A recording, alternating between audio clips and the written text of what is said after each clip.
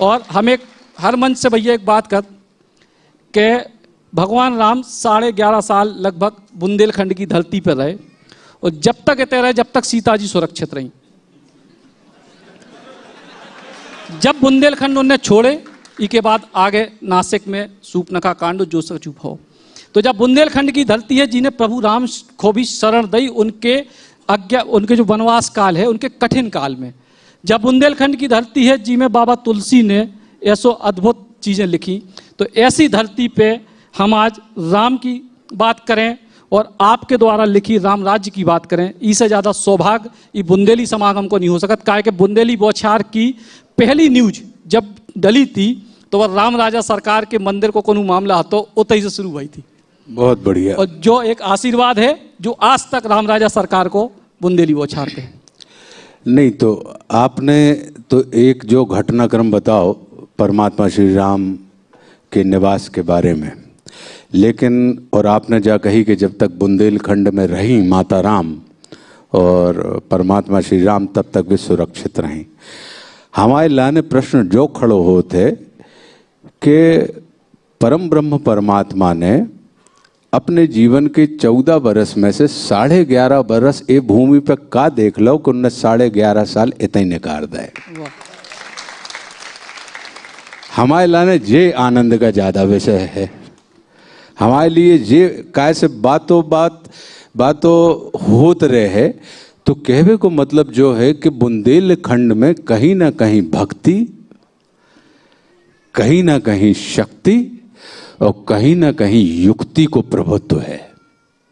तो जहां पे भक्ति, शक्ति और युक्ति तीनों उपस्थित हो वहां पे नर तो छोड़िए नारायण का भी मन रम जाता है। तो हम इसको बिल्कुल भिन्न दृष्टि से देखते हैं।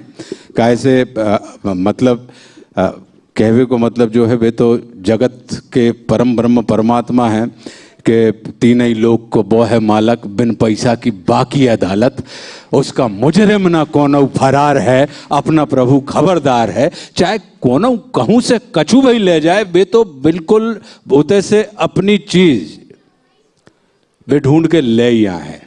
मगर बात ये है कि जिनको मन संसार में कहूं ज्यादा नहीं लगो, अयोध्या जी में नहीं लगो ज्यादा, उनको मन बुंदेलखंड में लग गो।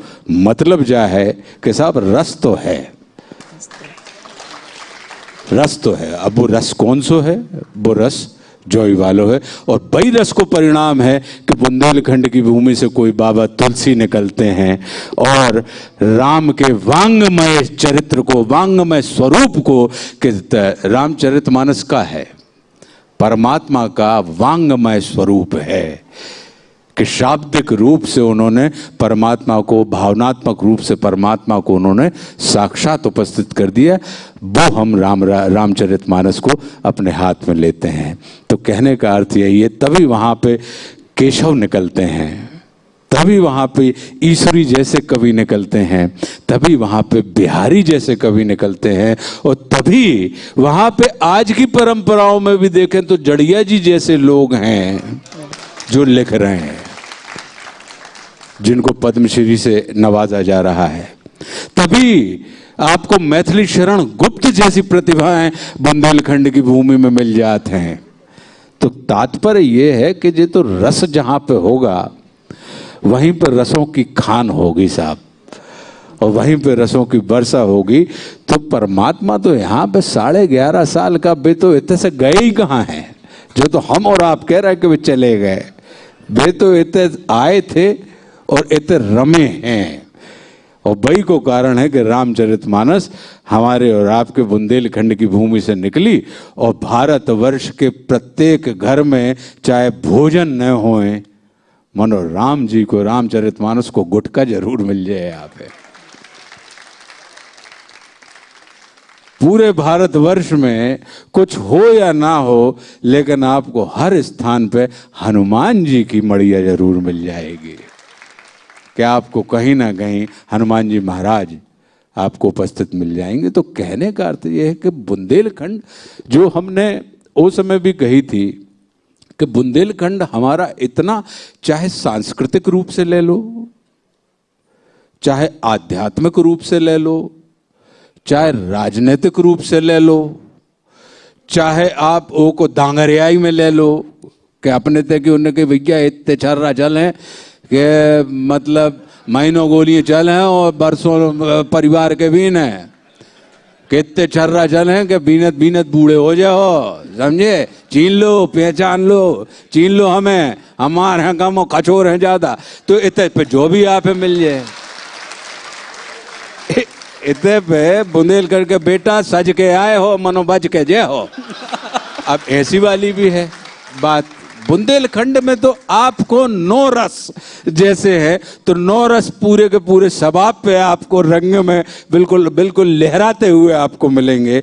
तो हम बुंदेलखंड को, जैसे भारत जो है वो विश्व का पॉकेट एडिशन है, मतलब बीज पुंज है, कि अगर मान लीजिए परमात्मा ना करे कि विश्व समाप्त हो जाए और भारत बचा रहे, तो आप भारत से नए विश्व की सृष्टि फिर से कर सकते हैं।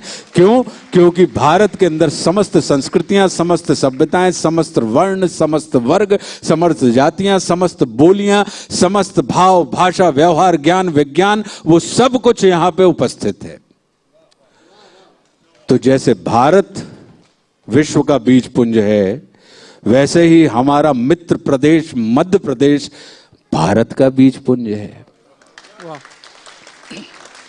और जैसे मध्य प्रदेश भारत का बीज पुंज है, तनक आजू बाजू नजरें उठा के देखो तो आप पाओ कि बुंदेलखंड मध्य प्रदेश को या भारत